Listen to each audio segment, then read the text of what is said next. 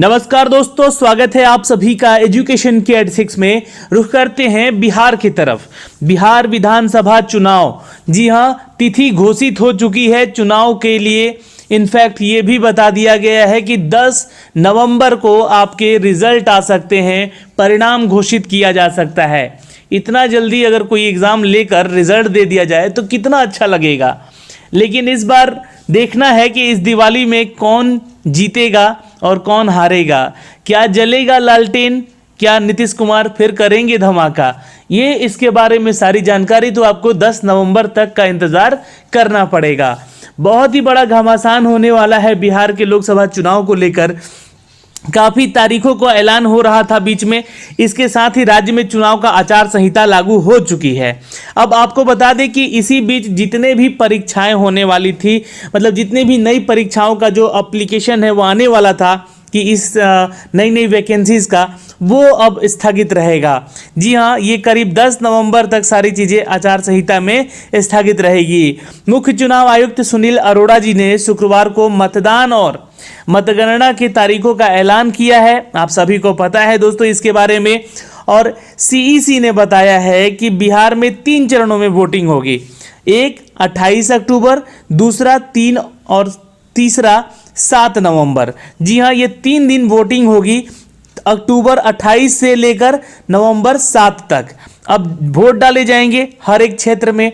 10 नवंबर को इसका रिजल्ट घोषित कर दिया जाएगा और उस दिन पता चल जाएगा कि 14 नवंबर को पटाखे फटेंगे या फिर बत्ती गुल रहेगी। ये तो खैर 10 नवंबर बताएगा। लेकिन अगर जो छात्र तैयारी कर रहे हैं अपने किसी भी परीक्षा की, तो उन सभी से मैं इतना ही कहना चाहूँगा कि नवंबर तक तो समय मिल चुका है आपको हर एक सेक्टर की एग्ज़ाम की तैयारी करने, जो भी कर रहे हैं। इनफैक्ट नवंबर तक आप लोग थोड़ा सा समझ रहे हैं कि क्या करना है, आराम करना है और किताब कॉपी लेकर जी हाँ पढ़ना है। सिर्फ नेताबाजी के चक्कर में बिल्कुल नहीं पड़िएगा, नेतागिरी में मत पड़िएगा, ना ही किसी से बहस कीजिएगा कि लालू है तो नीतीश है, नीतीश है तो लालू है, ना बीजेपी है तो मांझी है। ऐसा कुछ मत कीजिएगा आप लोग, ठीक है ना? क्यों? कारण इसका बहुत फैक्ट है कि देखिए, अभी अपने आप को जितना सुरक्षित रख सकें आप और अपने एग्ज़ाम की तैयारी में खुद को परिपक्व कर सके आप, यही इस समय की जी हाँ दशा बता रही है। बिहार में अगर देखा जाए तो दशहरे में से लेकर दिवाली के बीच में लोकतंत्र का पर्व ही मनाया जाएगा। अगर 3 चरणों में वोटिंग कराई जा रही है तो 7 करोड़ से अधिक मतदाता इस बार वोट देने वाले हैं। जी हाँ, 7 करोड़ 79 लाख पूरा कह सकते हैं दोस्तों, यहाँ पर ये तय है इस बार। आपको बता दें कि 5 साल तक बिहार की बागडोर किसके हाथों में होगी, ये 15 सालों में सत्ता के काबिज नीतीश कुमार का क्या कहना है। तो एक बार फिर जीत हासिल कर पाएंगे या फिर 15 साल का वनवास खत्म कर रहे हैं जी हाँ लालटेन की सरकार, यानी कि लालू यादव की सरकार। क्या 10 नवंबर को ये साफ हो जाएगा कि उनकी सरकार है? तो कोरोना का कोई असर नहीं है यहाँ पर जी। कोरोना का महामारी जो चल रहा है पूरे विश्व भर में, उसका बिहार के चुनाव पर कोई असर नहीं है। भले ही एग्ज़ाम में इसका दिक्कत हो रहा था, एग्ज़ाम ना कराया जाए, कोचिंग सेंटर्स ना खोले जाएं, स्कूल ना खोले जाएं, लेकिन इलेक्शन पे कोई प्रभाव नहीं पड़ेगा कोरोना का, ठीक है? ये वैक्सीन है जो है आपका। तो यहाँ पे मुख्य चुनाव आयुक्त बताते हैं सुनील अरोड़ा ने कि बिहार विधानसभा चुनाव की तारीखों का ऐलान करते हुए कहा है कि चुनाव बेहद असाधारण परिस्थितियों में कराए जा रहे हैं। असाधारण यानी कि कहने का मतलब कोरोना को लेकर इन परिस्थितियों को ध्यान रखते हुए सुरक्षा व्यवस्था के साथ साथ जी हाँ स्वास्थ्य संबंधी प्रोटोकॉल के संबंध भी व्यापक इंतजाम किए जाएंगे। मुख्य चुनाव आयुक्त ने कहा है कि बिहार में चुनाव के 3 चरण में ही होने की संभावना है इस बार। पहले चरण में 71 विधानसभा क्षेत्रों को मत पड़ेंगे, दूसरे चरण में 94 और तीसरे चरण में 78 सीटों पर मतदान होने वाले हैं। तो ये आप लोग नोट कर लीजिएगा। लेकिन ये सारी चीज़ें आपको एग्ज़ाम के पॉइंट ऑफ व्यू से भी थोड़ा सा इंपॉर्टेंट है यहाँ पर। और दूसरे चरण का जो मतदान होगा वो 3 नवंबर और 7 नवंबर का होगा और तीनों चरणों में मतगणना जो है 10 नवंबर को ख़त्म हो जाएगी, यानी कि मतगणना होकर यहाँ पर रिजल्ट भी लगभग आपको पता चल जाएगा। उन्होंने ये भी कहा है कि कोरोना को यहाँ पे क्वारंटाइन में रहने वाले मतदाता या पोस्टल बैलेट के मतदाता मतदान कर सकते हैं। फिर भी आपको बता दें कि वे जितने भी लोग हैं, चाहे बिहार विधानसभा चुनाव में मतदाता 1 घंटा अधिक यानी कि शाम के 6 बजे तक चलेगा, वो भी वोटिंग कर सकते हैं जो लोग अभी प्रभावित हैं कोरोना को लेकर, ठीक है।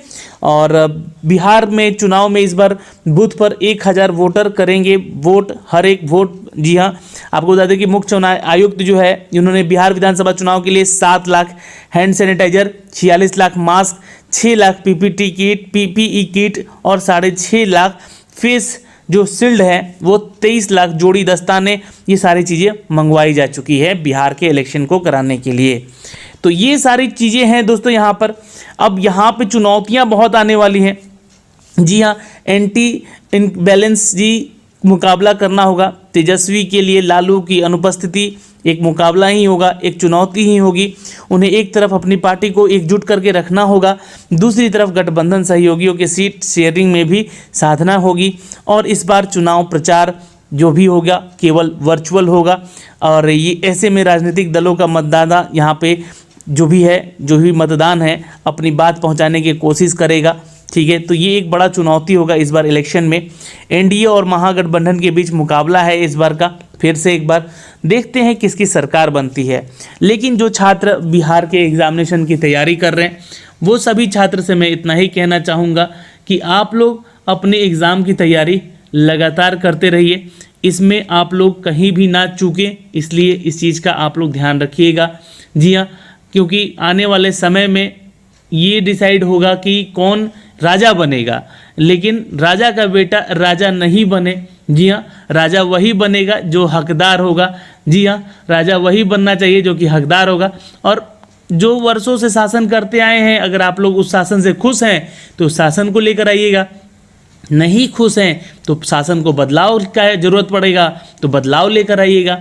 ये सभी आप लोगों के हाथ में। जो नौकरी की बात करेगा, जो रोजगार की बात करेगा वही आएगा इस बार। ये हमारा और आपका भी एक संकल्प होना चाहिए। सिर्फ नौकरी चाहिए हमें, और क्या, नौकरी रहेगी तो हम हर एक काम कर सकते हैं, अपने परिवार को अच्छे से रख सकते हैं। हर एक तरह की चीज़ें हैं जो कि यहाँ पे जो रोजगार और नौकरी की बात करेगा वही इस सत्ता में इस बार आएगा बिहार की। तो धन्यवाद दोस्तों, आज के लिए इस वीडियो में इतना ही। मिलते हैं आपसे अगले वीडियो में, तब तक के लिए बाय बाय, टेक केयर, ध्यान रखिएगा अपना और अपने परिवार का। अगर कोई मुझसे भूल चूक में गलती से कुछ बातें अपशब्द निकल गई हो तो क्षमा करेंगे। ना तो मुझे लालू से प्रेम है, ना ही मुझे नीतीश कुमार से प्रेम है, मुझे बस आपके रोजगार से, जी हाँ, ये इच्छा है कि आपको रोजगार देने वाली सरकार आए। मैं बस यही चाहता हूँ। आपकी क्या राय है ये भी आप कमेंट बॉक्स में कमेंट करेंगे और ज़रूर बताएंगे कि कौन सरकार आपके लिए काम कर सकती है इस बार। धन्यवाद।